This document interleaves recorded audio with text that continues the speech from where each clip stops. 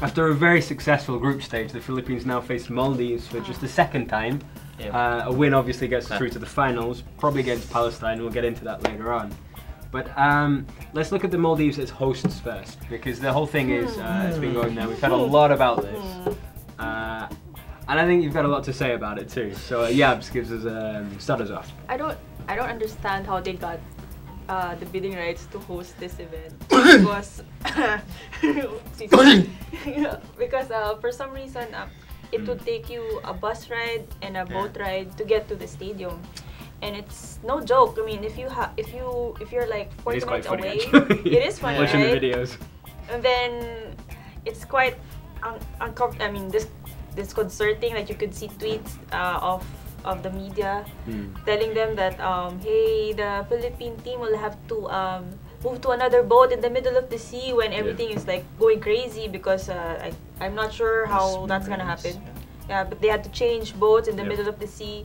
And when they landed on land, when they landed, at least they landed on land. Yes. When they landed, they docked. Yeah, that's the better word. Anyways. So Iko, you want to carry us on? Then they started puking. Yeah. I mean, when you see the when you see the video when they got off the bus. Yeah.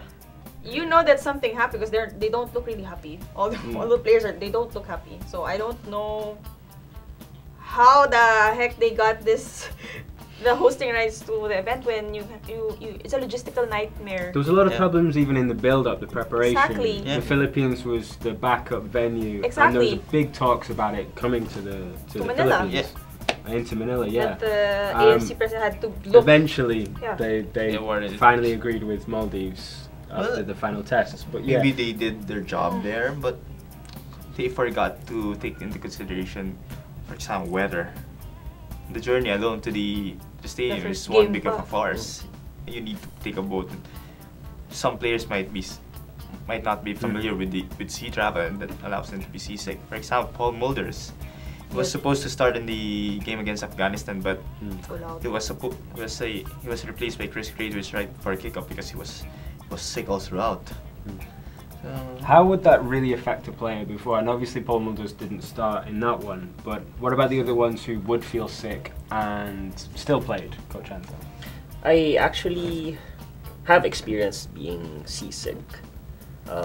We rode a boat to fish, and then the sea was really was bad, and then I actually wasn't able to fish anymore because I was really feeling, I was dizzy. I wanted to throw up, but nothing was coming out anyway. So I think it will affect you very much. Yeah. And proof to that is Mulders being replaced. Yeah.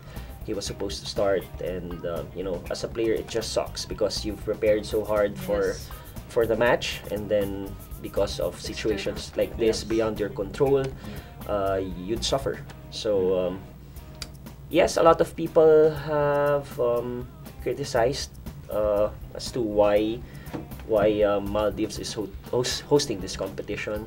They are questioning if Maldives is really fit to host competitions because of the logistics, that all the traveling. So I think AFC has to look into this, and they really have to consider with this experience whenever they would give hosting rights to any nation. Looking beyond the logistical problems, now we've basically said that the Maldives don't deserve to get into the final. Why is it that the Philippines should beat them? Did you say that? Well, I'm taking the logic a bit too far, but yeah. Not you. We're facing them, right? Yes. Semi-finals. As we'll be against them in the semi-finals, why should the Philippines beat them? Why should the Philippines beat them? I think we have more quality. They might have the advantage of having their players, most of their players, maybe 80 to 90% of their players playing in their domestic league, which I assume gave them the opportunity to train together for a longer period of time. Yeah. Their main player though, Ashfaq is playing in Malaysia. He's their best player. I think we just have to contain him. He's really their, I think he's their main threat. So I think we have to contain him. But other than him, other than their small advantage of having probably trained together for a longer period of time, I think the quality of our players will get us. So, Iko, tell us a bit more about the Maldives and how they did so far. Well, Maldives has been, I say, the surprise of the It's a lot. surprise.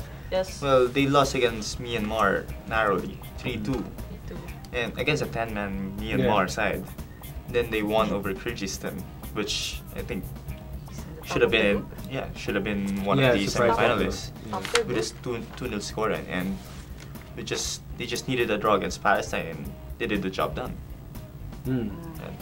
Yeah, they really surprised people, but also from those talking about the games, they've deserved to get through. They played some good football as well. So yeah, so maybe you can tell us a bit more about the small history between the Philippines and Maldives. And then Well, a I bit think more the about last time we played the Maldives, it was in 2009. They beat us 3-2. And at that time, I think that was the first time Rob Gear played, I think, for the Philippines. Yeah. And then Ali was still in that squad. Ali scored in and that he match. scored in that squad. And he got kicked out of that squad. Kicked out of that Sent game. off. Sent off. He got sent off that game. But yeah, there's a YouTube video of that game, the highlights of that game, and you can see that there's a very, very large crowd watching that game. And if that's because it was also in Mali, right? it's also in Maldives, so we can expect the same kind of crowd in the semifinals. And if that's the kind of crowd we're going to face, we need some sort of support for the boys there because the crowd is wild. And Coach Anto, tell us about what the Philippines will have to do on the pitch then. What adjustments, perhaps tactically, but also in terms of the lineup. I have watched some of the games of Maldives, and they play very deep, and they rely on their counterattacks. They give direct balls to their main striker, and I think we have to bring our passing game back. Right. We have to be patient. We have to utilize our flanks because that's where Myanmar scored most of their goals. Most of their goals against Maldives came from the flanks. So we have to utilize our wide players, and then bring back the passing game and just be disciplined in transition from attacking to defending. We have to stop the distribution of their midfielders and their defenders to their forwards because that's where they can kill us. They have a very good forward, and his partner there, the number 10 guy, has also speed. So they're very dangerous in the counter attack. Last question then. Give us your lineups for the Philippines. I think just to skip ahead, we'll probably all agree on Mueller in goal. Yes. So even the back four, I think. Oh? No. Really? Three people in the back four. 3 out of 4 in the back. What's your defense then? Amani starts. Amani, Rob, Sato, Rota. Same because Swani's injured. Yep. And then Amani's a good replacement for him as shown in the last game. And then Dennis is out. Dennis Kagara is going back to Denmark. So how about the midfield? That's where the controversy sort of been a little bit. Maybe not controversy, but the concerns. Yeah. Oof. I'll bring back Stoibel there. Yeah. I'll put him back there. JDJ. Yes. I'll put Phil on top. With Mulders. On top, sir. Yes. The striker or attacking mid? I'll put Mulders on the attacking mid, but I'm assuming Coach Dooley will still relegate him to the attacking midfield position. Okay. And then I'll put Schrock on the left. And then Patrick on the right. Okay. So I'd want to maximize Schrock on the flanks because that's where their weakness. Yes.